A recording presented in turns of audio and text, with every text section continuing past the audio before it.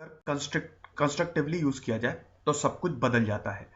आज हम जितने भी बड़े बड़े 12 अगस्त 1919 में अहमदाबाद गुजरात में हुआ था। इनका परिवार बहुत ही समृद्ध था, काफी अच्छी खासी फैमिली में पैदा हुए थे दोस्तों। इनका परिवार जो था, इनके पे जीने के भी लाले पड़े होते थे, लेकिन विक्रम साराभाई जैसा कि मैंने बताया कि उसी में ये पढ़े और काफी अच्छी इन्होंने एजुकेशन हासिल की। उसके बाद दोस्तों हायर स्टडीज के लिए इंग्लैंड चले गए। ऐसा ही होता था दोस्तों कि सब लोग इंग्लैंड ही जाते थे जिनको भी हायर स्टडीज करनी होती थी, और उस समय साइंस, अरे बाप रे। अब दोस्तों क्या है कि अपनी पीएचडी को कंप्लीट करने ये वापस जाते हैं, ठीक है। वापस ये कैम्ब्रिज गए। 1942 में इनका पहला पेपर भी स्टैब्लिश हुआ था और वहां पे गए। अब ये मृणालिनी को भी साथ में ले जाते हैं और वहां पे इनका एक छोटा सा हनीमून जो है वो स्टार्ट हो जाता है। बहुत ही एक कहता ना कि बहुत ही स्वीट रिलेशनशिप जो है, वहीं से ही एक बॉन्डिंग जो है स्टार्ट हो जाती है। फिर एक बॉन्डिंग जो है स्टार्ट हो जाती है। फिर 1947 में इनके पहले बच्चे का भी जन्म हुआ, कार्तिकेय का, ठीक है। बहुत ही अच्छे पिता थे दोस्तों, ठीक है। मल्लिका साराभाई जो है वो बहुत सारी चीजें बताती है इनके बारे में कि होमी जे भाभा यहाँ पे पूरी तरीके से लगे हुए थे। लेकिन दोस्तों लेट 1950s का एरा ऐसा था जब यहाँ पे विक्रम साराभाई ने कमाल कर दिया। बता दो दोस्तों, जब इन्होंने एनपीएल को स्टैब्लिश किया था तो मात्र वो 28 साल के थे।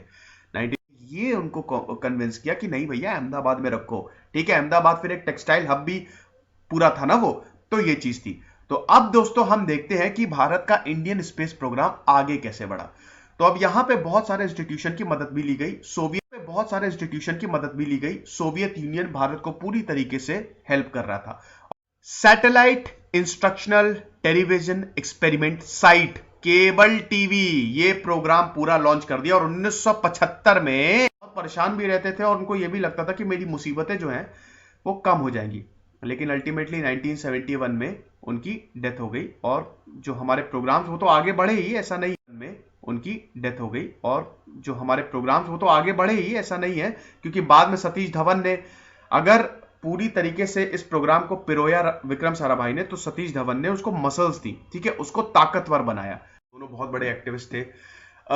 अंबालाल विक्रम साराभाई जो हैं वो बताना चाहता हूं कि ये गरीबों के लिए बहुत काम करते थे। तो इन्होंने बहुत सारे इंस्टीट्यूशन है जिसमें इनका हाथ था। तो ये चीज है एक professor Vikram Sarabhai, because I have seen political leaders, some political leaders in India,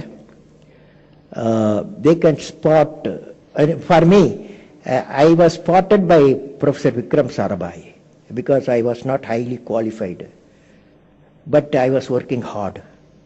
I was acquiring the knowledge at that time when he spotted me as a young scientist. Then he gave the full responsibility to grow. Not only he selected me when I am in the lower bottom, but he gave me a responsibility to grow and ensure that I succeed. If I fail, he was by my side. Okay.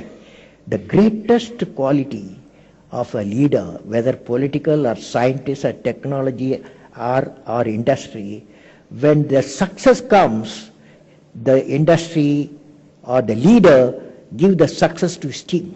When the failure comes, the leader absorbs the failure.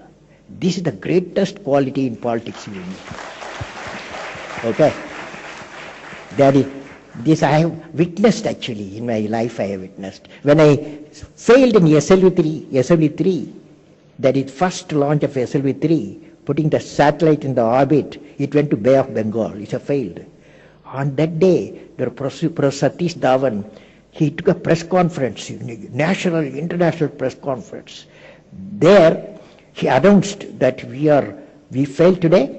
Definitely in a year time we'll succeed. I was the project director. I am the mission director. He is take the responsibility of failure, chairman of the ISRO.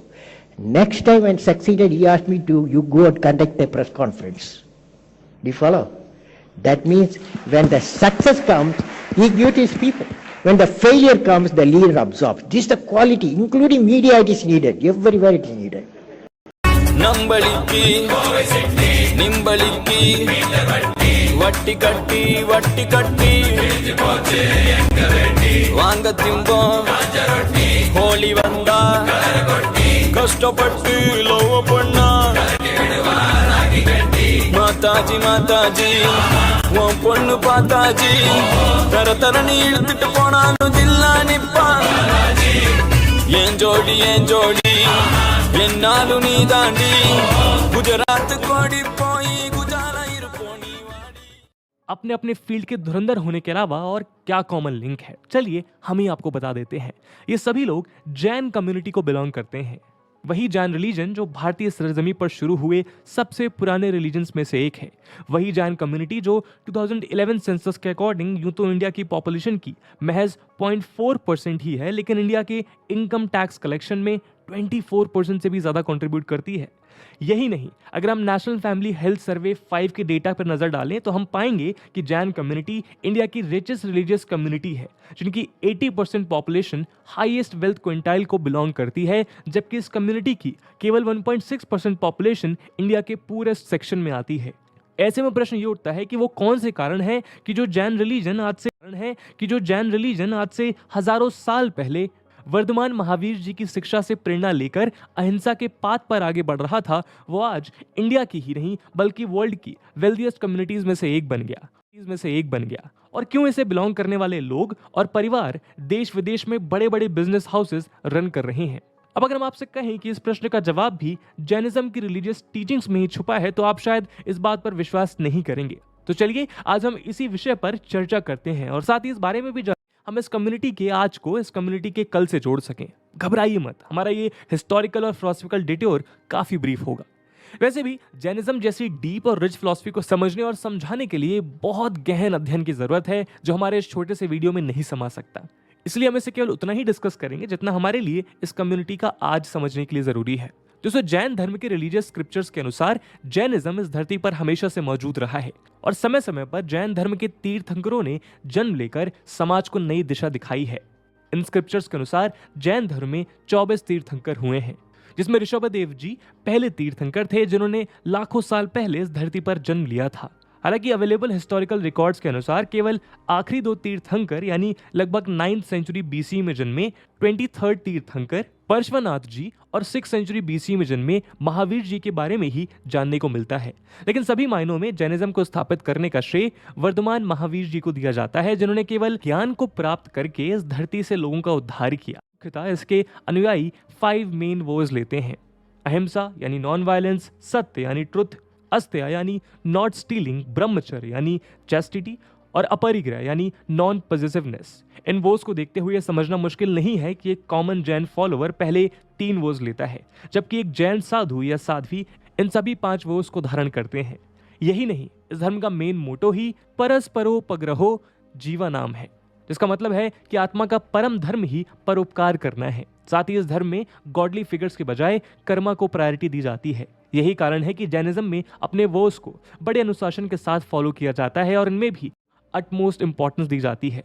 पर आप शायद आपके मन में ये प्रश्न उठ रहा है, तो चलिए हम आपके इस क्वेश्चन को भी एड्रेस कर देते हैं।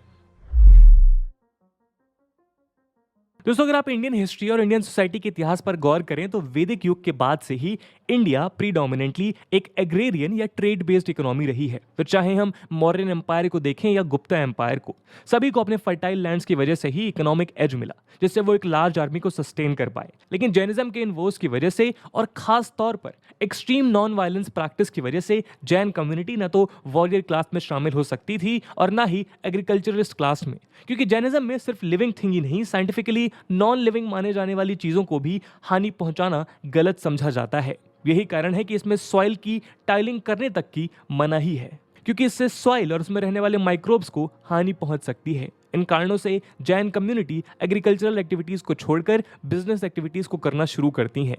साथ ही उनके दूसरे वोज जैसे सत्य और अस्त्या की वजह से हमेशा से इंडिया में इस कम्युनिटी को ट्रस्टवर्दी माना जाता रहा है। यही नहीं, अगर हम फिर से जैनिज्म की हिस्ट्री पर गौर करें तो लगभग चंद्रगुप्त मौर्य के शासन के दौरान ही जैन ट्रेडिशन 2 हिस्सों में बंट गया था, जिसमें से एक आचार्य भद्रबाहु के नेतृत्व में आज के कर्नाटका स्टेट में बसा और जबकि दूसरा आचार्य स्थूलीभद्र के नेतृत्व में मगध में ही रुक गया। और इस तरह से जैन धर्म दिगंबर और श्वेतांबर सेक्ट में डिवाइड हो गए। लेकिन इसके चलते समय के साथ ये देखने को मिला कि इंडिया में जिस जैनिज्म की शुरुआत उसके ईस्टर्न रीजन में हुई थी, उसे अगर आज की स्थिति में देखें तो हम पाएंगे कि ज्यादातर जैन कम्युनिटी वेस्टर्न इंडिया में ही कंसंट्रेटेड है। 2011 के सेंसस के अकॉर्डिंग इंडिया के लगभग 31% जैन्स महाराष्ट्र, 14% राजस्थान और 13% गुजरात और मध्य प्रदेश में रहते हैं। ऐसे में अगर आप गौर करें तो कोलकाता और मद्रास को छोड़कर गुजरात और महाराष्ट्र ही हमेशा से इंडिया का मेन कमर्शियल और इंडस्ट्रियल हब रहा है। एसएमई बिजनेस सेंटर्स और जैन कम्युनिटी इंडिया की इकोनॉमिक ग्रोथ में हिस्टोरिकली इन्वॉल्व रहे हैं। यही नहीं, 1875 में बॉम्बे स्टॉक एक्सचेंज की नींव रखने वाले सेठ प्रेमचंद रॉयचंद भी जैन कम्युनिटी से ही थे। साथ ही परस्परोपग्राहो जीवा नाम के अपने मेन मोटो से प्रेरणा लेते हुए इस कम्युनिटी में एक इंटरडिपेंडेंस और सहोदय का इंटेंट भी साफ देखने को मिलता है। यही कारण है कि सिर्फ इंडिया में ही नहीं, यूएसए, यूरोप और साउथ अफ्रीका में भी एक स्ट्रॉन्ग जैन कम्युनिटी देखने को मिलती है। वहीं दूसरी ओर अगर हम इस कम्युनिटी के एजुकेशन स्टेटस पर गौर करें तो हम पाएंगे कि 2011 के पॉपुलेशन सेंसस के अनुसार रफली 34% जैन अडल्ट्स के पास एटलीस्ट एक कॉलेज डिग्री है, जबकि इसी सेंसस में जनरल पब्लिक में यह आंकड़ा 9% ही है। यही नहीं, अगर हम इंडिया के लिटरेसी रेट के रिलीजियस कम्युनिटीज पर बेस्ड डेटा पर ध्यान दें तो उसमें भी जैन कम्युनिटी सबसे आगे खड़ी दिखाई देती हैं, क्योंकि जहां इंडिया में लिटरेसी रेट 73% है, वहीं जैन कम्युनिटी में ये ऑलमोस्ट 95% है। साथ ही कम्युनिटी की विमेन का लिटरेसी रेट भी एटमोस्ट 93% है, जो इस कम्युनिटी में इसके उलट आप अक्सर न्यूज में जैन कम्युनिटी के बड़े बड़े इंडस्ट्रियलिस्ट और बिजनेसमैन को वेल्थ को रिनाउंस करते हुए देखते होंगे। अगर हम 2022 की ही बात करें तो जनवरी 2022 में उपेंद्र डाकलिया ने अपनी 30 करोड़ की सारी संपत्ति दान करके अपने पूरे परिवार के साथ वैराग्य धारण कर लिया। ऐसा ही कुछ अहमदाबाद की 2 बिजनेस फैमिलीज ने अपनी 75 करोड़ की संपत्ति दान करते हुए मई 2022 में किया। वहीं बालघाट में ऐसा ही कुछ जून 2022 में देखने को मिला। और ऐसा करने के पीछे एक बड़ा कारण यही है कि कम्युनिटी कर्म प्रधान है, जिसमें जहां एक और फेयर मीन से अपनी लाइवलीहुड को अर्न करने को प्रायोरिटी दी जाती है, तो वहीं दूसरी ओर सोसाइटी को सर्व करने और अपने वर्स पे खड़े उतरने को भी उतनी ही इंपॉर्टेंस दी जाती है। यही कारण है कि आज के ग्लोबल वार्मिंग के युग में जैन फिलॉसफी को उसको रोकने के जरिए के रूप में देखा जा रहा है। और ऐसा इसलिए क्योंकि जैसा हमने आपको बताया कि जैन फिलॉसफी के रूट्स एनवायरमेंटलिज्म तक जाते हैं, जिसमें प्रकृति से की गई किसी भी तरह की छेड़छाड़ को वायलेंस माना जाता है। यही कारण है जहां आज एनवायरनमेंट को ध्यान में रखते हुए एक और वेजिटेरियनिज्म या फिर वीगनिज्म को प्रमोट किया जा रहा है। वहीं अगर हम 2021 में छपी प्यू रिसर्च रिपोर्ट सेंटर की एक रिपोर्ट पर नजर डालें तो हम पाएंगे कि ऑलमोस्ट 92% इंडियंस जैन अहिंसा की फिलॉसफी को परस्यू करते हुए वेजिटेरियन डाइट फॉलो करते हैं, in line with guidance to pursue अहिंसा। यहां तक कि इस सर्वे के अनुसार 67% जैन्स रूट वेजिटेबल्स जैसे potato, onion, garlic, carrot etcetera से भी परहेज करते हैं। और ऐसा इसलिए है क्योंकि जैन धर्म के अनुसार रूट वेजिटेबल्स को कंज्यूम करना एक पूरे प्लांट को डिस्ट्रॉय करने जैसा है, जो कि एक वायलेंस है। ऐसे में रिलीजन और उसके प्रैक्टिसेस अपने आप में कंटेम्प्रेरी टाइम्स के अकॉर्डिंग रेलेवेंट दिखाई पड़ते हैं। दोस्तों, जैन शब्द का ओरिजिन संस्कृत भाषा के शब्द जिना से हुआ है। इसका मतलब है कनकरर या विक्टर। और जैसा हमने अपने वीडियो में देखा कि सच में ये कम्युनिटी इसे प्रूव करने गवर्नमेंट ऑफ इंडिया ने national commission for minorities act 1992 के सेक्शन 2C के अकॉर्डिंग माइनॉरिटी। मैं आपका साथी हमारी कंपनी पिडिलाइट की तरफ से आपका स्वागत करता हूं। आज पिडिलाइट इंडस्ट्रीज जिस मुकाम पे है उसका श्रेय जाता है हमारे मार्गदर्शक श्री बलवंत पारेख जी को, जिन्होंने 1959 में पिडिलाइट इंडस्ट्रीज लिमिटेड का निर्माण किया। उनके सफल नेतृत्व में हम और हमारे संग पूरे हिंदुस्तान के कई लोगों ने तरक्की की है। जैसा उनका फेविकॉल का सपना था, सिर्फ लकड़ी में ही नहीं दिलों में भी ना टूटने वाले जोड़ लगा दिए हैं उन्होंने। उनके इस सपने को एक नई ऊंचाई देते हमारे chairman Shri MP Parekh Pidilite industries limited को भारत का सबसे बड़ा एडहीसिव ब्रांड बनाया। हमारी R&D टीम ने हर उत्पादों को अनुसंधान के साथ विकसित किया है। हमारा ब्रांड नेम फेविकॉल हर घर में विश्वास और जोड़ का प्रतीक है। अब हिंदुस्तान की नहीं, फेविकॉल एशिया का सबसे ज्यादा बिकने वाला एडहीसिव ब्रांड है। पिछले 50 से ज्यादा साल से हमारा ब्रांड नंबर 1 है। आज हम यहाँ पहुंचे हैं हमारे मेहनती स्टाफ और हमारे कारीगर भाइयों के विश्वास और सहयोग से। हमारा संकल्प है कि हम हमेशा हमारे कस्टमर्स और कारीगर भाइयों के लिए बढ़िया काम करते रहेंगे और बढ़िया उत्पादों के साथ उनकी सफलता में योगदान देते रहेंगे।